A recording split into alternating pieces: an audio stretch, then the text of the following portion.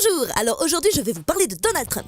Donald Trump est un milliardaire né le 14 juin 1946 à New York, la ville qui a vu naître Stéphanie Germanotta, alias Lady Gaga, la meuf qui sent l'onglet de bœuf en soirée. D'ailleurs j'ai jamais compris les vegans nazis qui vocifèrent contre les carnistes parce qu'en soi, pour faire changer quelqu'un d'avis sur sa consommation de bidoche, ça risque d'être compliqué si tu passes ton temps à gesticuler en hurlant au meurtre et en tapant sur tout ce qui bouge. C'est comme si t'essayais de planter un clou avec le cul. En parlant de cul, vous voulez voir ma bite? Ah ouais merde, j'en ai pas parce que mes chromosomes ont pas voulu me la faire pousser, ce qui justifie d'ailleurs qu'on gagne 20% de moins que les hommes à travail égal, qu'on aime le rose, Paris Hilton, créer super aiguë à la vie des One Direction, faire la vaisselle et la cuisine, comme par exemple des cupcakes super cute.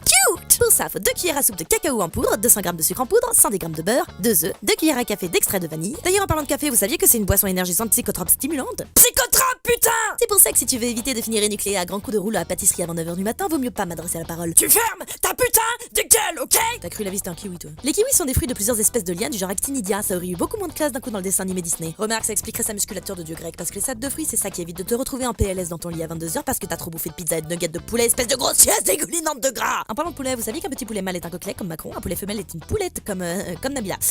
Et en parlant de Nabila, vous saviez que le nombre d'analphabètes dans le monde est passé de 871 millions au cours de la période 1985-1994 à 774 millions pour la période 2000-2006, soit environ un cinquième de la population adulte mondiale. C'est comme les cons, ils diminuent, mais ils persistent. Un autre truc qui diminue, c'est l'eau qui bout dans ma casserole pendant que je laisse cramer mes pâtes. Parce que quand t'as pas une thune, tu peux rien bouffer d'autre que des pâtes, alors que tu rêves secrètement d'un putain d'énorme tacos au fromage des familles, un truc bien fat avec du reblochon qui t'arrivera aussi vite sur le cul que DSK quand il voit une femme de ménage. Attends, comment ça existe?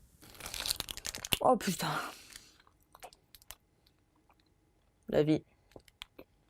Yep. Je voudrais remercier Tostacos qui a compris que le seul intérêt de ma vie c'était la bouffe et qui m'a donc généreusement offert ce délicieux tacos dégoulinant de reblochon fondu. Bon, c'est pas une raclette mais presque. Ils font des frites maison avec une sauce fromage maison. Une sauce fromage. Voilà. Ils sont situés au 29 rue Richer dans le 9ème, donc je vous mets le lien en description. Et franchement, n'hésitez pas à y aller parce que c'est une putain de tuerie quand même. Du reblochon. Et donc ceux qui mangent pas de viande, ils vont se faire enculer, c'est ça? Ferme ta gueule parce qu'ils font aussi des tacos végétariens.